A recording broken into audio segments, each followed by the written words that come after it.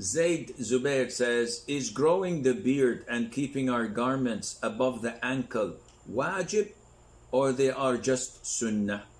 Someone told us that a man came to the Prophet ﷺ to abide by only the 5 pillars of Islam.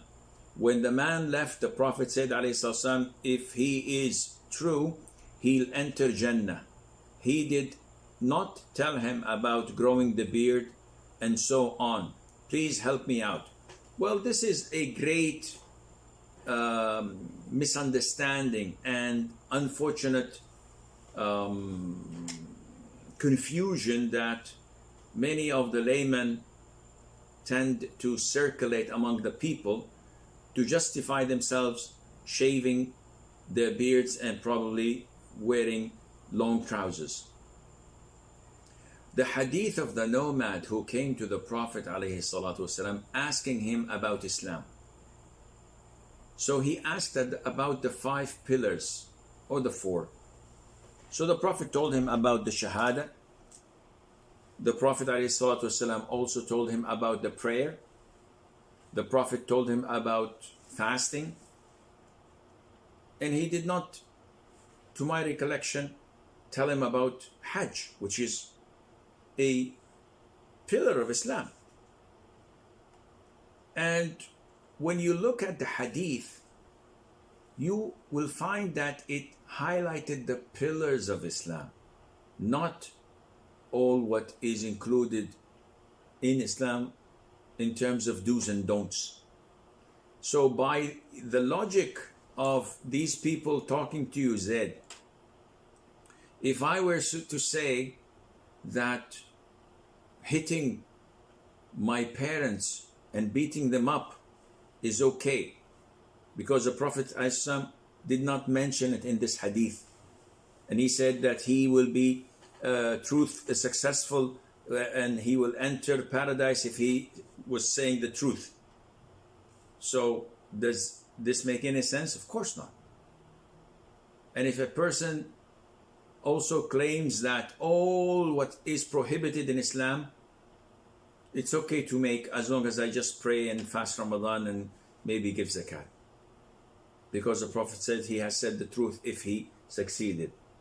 And likewise, everything that is mandatory in Islam other than the prayer and fasting would be discluded. I would be disregarding it because the hadith did not mention it. No one says this in Islam at all. No one at all said this. All what they said was, this is the minimum requirement for entering paradise. So yes, you may just pray 5 times, fast Ramadan, give zakat, maybe perform Hajj once in a lifetime. But if you do any sin, if you abandon anything that is mandatory, such as being dutiful to your parents, such as not harming your neighbors, honoring your guests, being kind to your wife, being fair with your wives and your children, connecting your next of kin without severing it. All of these, if someone does not do them or does something that is haram, he will be punished in hell at 10 years, 1,000 years, Allah knows how long. Inevitably, he will end up in Jannah because he's a Muslim for doing these minimal acts, which were prayer, fasting, etc. But it does not at all have to do anything with whether growing the beard and keeping the trousers above the ankles are mandatory or recommended sunnah. So to answer your question, shaving the beard is totally prohibited by the 4 schools of thought. The Prophet ﷺ ordered by saying, أعفوا اللحى, أطلقوا اللحى, أكرموا اللحى, أرخوا اللحى, أسبلوا اللحى.